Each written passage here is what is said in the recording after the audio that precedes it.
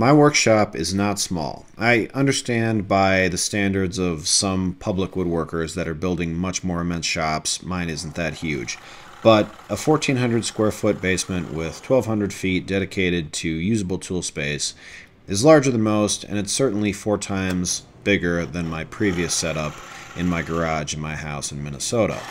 When I was in that smaller shop, I spent a lot of time trying to set up tools in such a way that they were packed in tightly together without getting in each other's way and having any kind of obstructions that would interfere with using them. I did videos of builds like this in my old shop, and a prime example of one of those builds is popping up on the top right.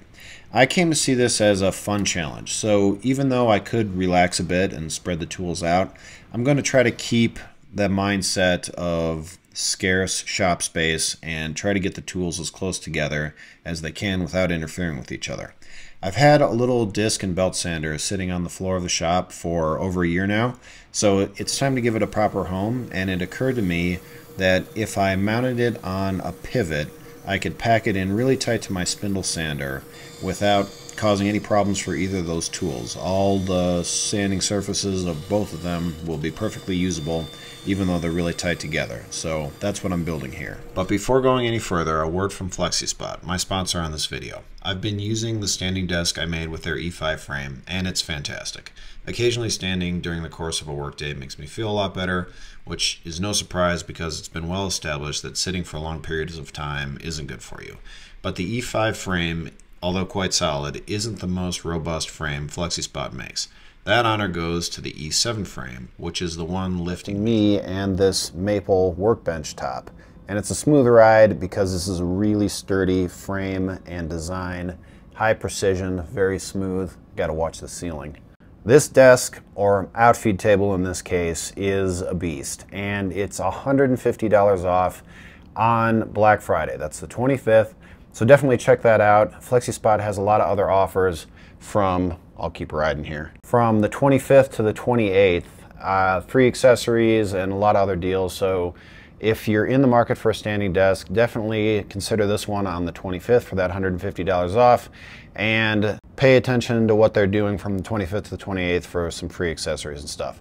Thanks to FlexiSpot for all the support and for making my office and workshop more functional, getting me standing, keeping healthy, all that good stuff. Really appreciate it. Go check them out, link in description.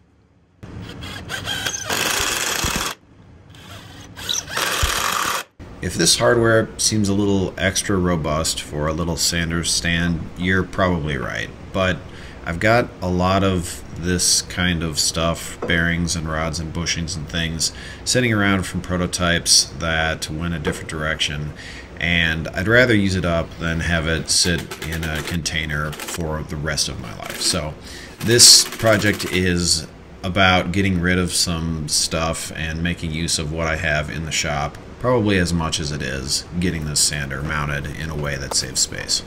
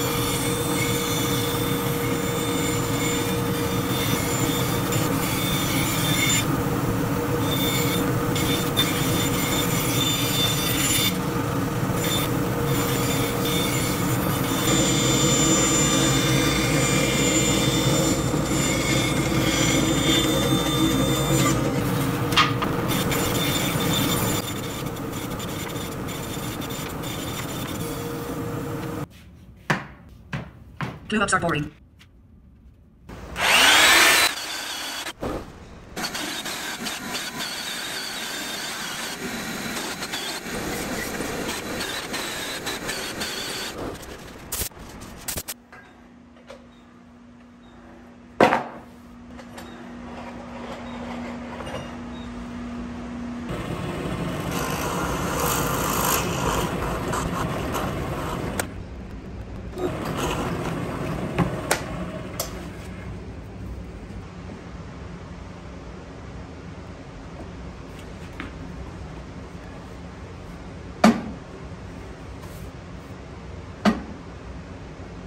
All right, it's all finished. I skipped just a couple finishing details on the build, like connecting the dust collection. It all goes to the same outlet right here for all of the sanders.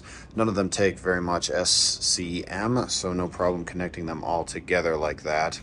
I also finally found a use for this. This was a part off of the same radial arm saw that was mostly broken but had a working motor that I made into this disc sander. This little plunger is something that's been sitting around the shop on the topic of using up stuff that I've had around for a while, but it's perfect to snap into place and keep the sander stationary. All right, so why does it need to be on a swivel? At first glance, it looks like it doesn't affect the disc sander at all because the top right here is below the plane of the table. So why does it need to pivot? Well, here's the thing. The spindle sander has a pivot on the table. This was like the smallest model I could find that still had that pivot. My last one didn't pivot, and there were a few times when I wished it did, so it's definitely a functionality I want. And now the new sander definitely interferes, but not when it is pivoted out of the way.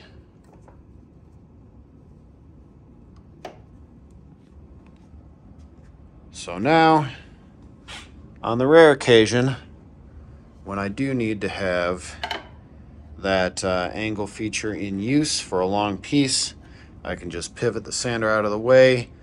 It's a minor inconvenience solved, but you know what? It makes me happy. I love it. I hope you loved it too. Maybe learned something. Thanks for watching, and I'll catch you next time.